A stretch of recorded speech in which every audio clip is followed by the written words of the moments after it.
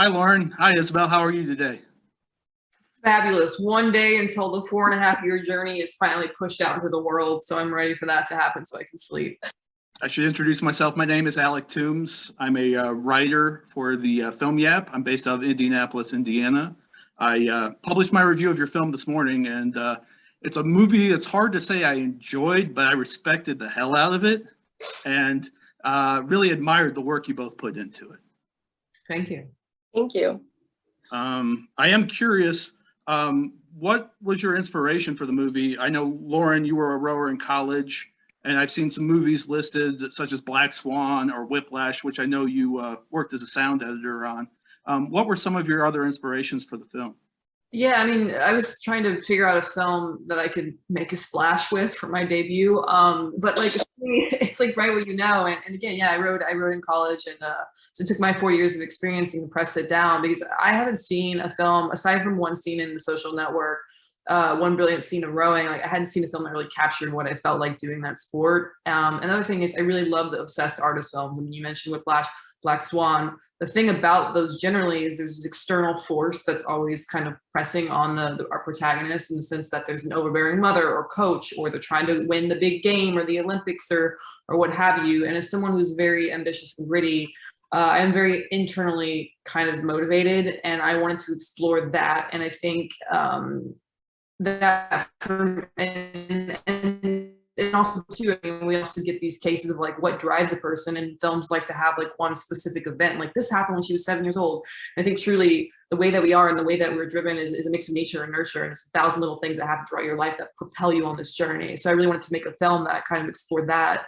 And because those things are so internal and so subjective, that really drove the sort of visual and sonic punch to the face, as you might say. That is It was effective. It was effective, I'll tell you that much. Isabel, what drew you to the material, or what inspired you?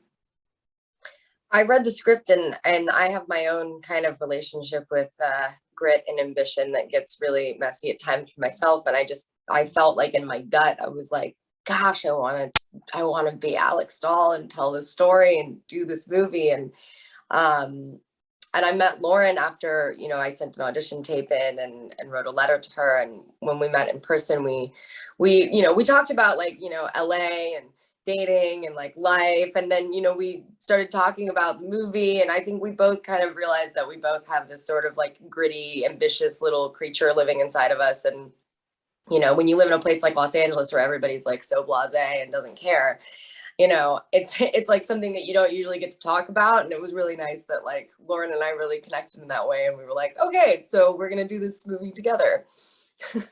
Very cool. I've been a fan of yours, Isabel, since 2009 when I first saw you in Orphan. I've been scared of you to some extent ever since.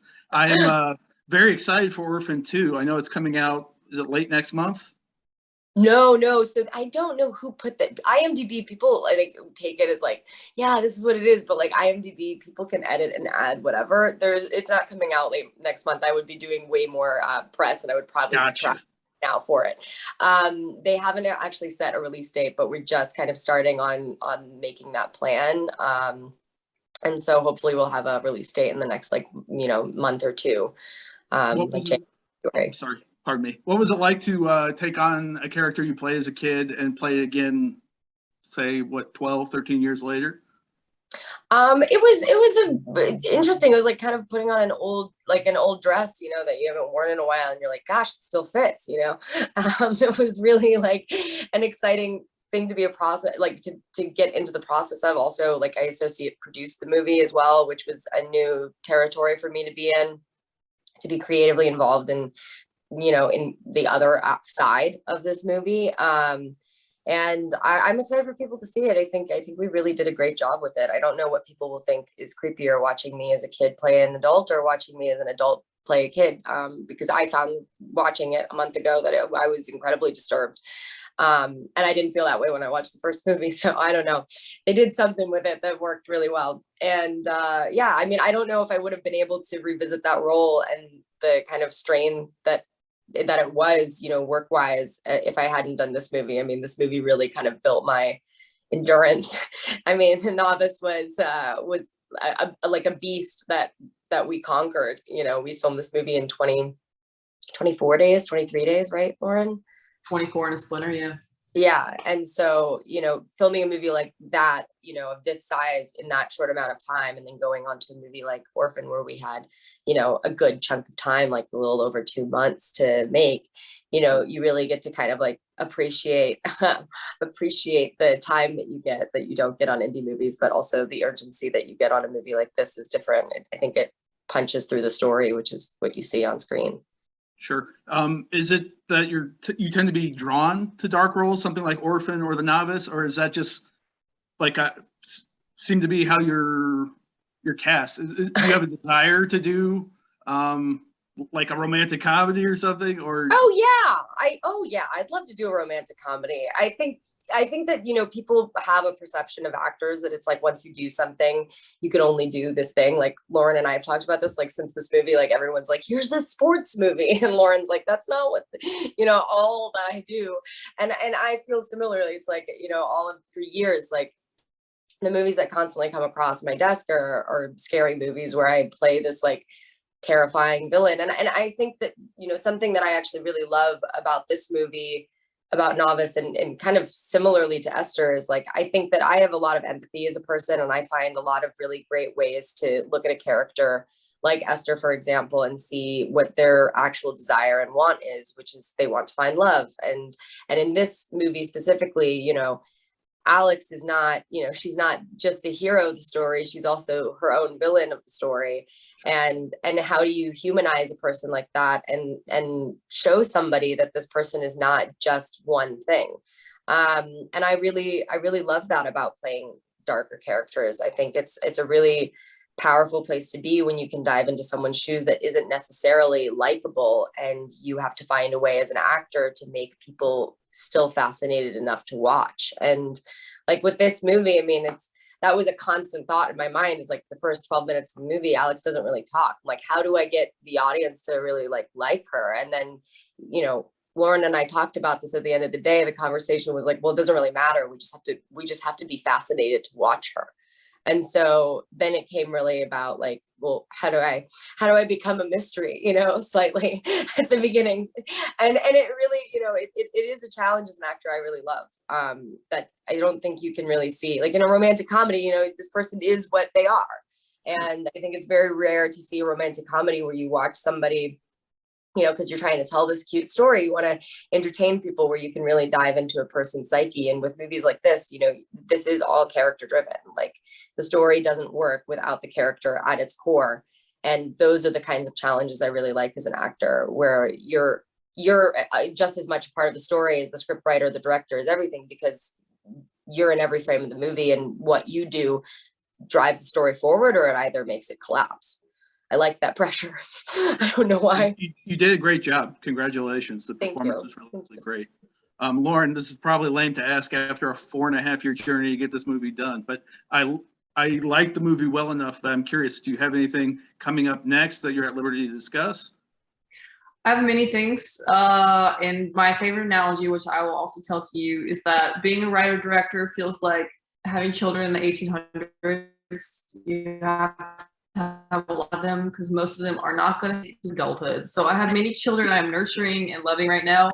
None of them are close to The Novice. I have a comedy, there's action things, there's horror, there's long-term goals, historical fantasy. I mean, my taste really runs across kind of all genres. And like Isabelle was saying, you do one film and everyone's like, oh, she can do these like crazy women movies. Here's like 30 scripts with like dark women who have obsessive, they're obsessing over something. And I'm like, great, I relate to this kind of, but like I want a career that's more akin to being able to kind of jump into different things. Because luckily I'm not totally psychotic all of the time. Sometimes there's lightheartedness to life. So I'd like to, explore a little bit of that. Whatever's next for you, I'm greatly looking forward to it. You made a hell of an accomplished debut, and should be something to behold this next one. Lauren is one of the greats, and I feel so lucky I got to work on her first movie. I know that for a fact. Yeah, I think whatever she comes out with next is probably going to be pretty awesome. I am curious about you guys' working relationship with Amy Forsyth, who was actually my favorite movie of the year thus far, Coda. Thought she was really good in the movie, an interesting counterpoint to your character, Isabelle. What can you all tell me about working with Amy? Well, first off, Amy was shooting Coda and on her off days was having to learn how to row on this, actually, which I only realized after the fact. She was in Massachusetts shooting some movie, and I was like, all right, great. And then on her off days at the boathouse, just rotting. So it was totally dedicated. But yeah, I mean, I'll let Isabelle talk about working with her. But if for me, in terms of casting her, it was she'd been on my radar for years, and you know, all the roles that I've seen her play are always these kind of like nice girls, these sweet girls, whatever. And I know she's a talented actress, but I hadn't seen her. And this goes back to what we've been talking about. Like, I hadn't seen her play anything like this. And this piece of casting advice I took from David Fincher, I saw at a Q&A, was like, he likes to cast look to who the actor is as a core of a human being. So Amy was on my radar for this role, and I was like uncertain, and I was watching all of her stuff, and then I looked at her social media, and I thought it was so fucking weird. And I was like, okay, I think she can bring something really interesting to this. And then I met her in real life, and we had this like hours-long conversation about basically everything but the film. We were just rambling and shooting the shit and whatever. And I thought that not only could she do this role, but she can bring something to it that was even beyond what I had originally written.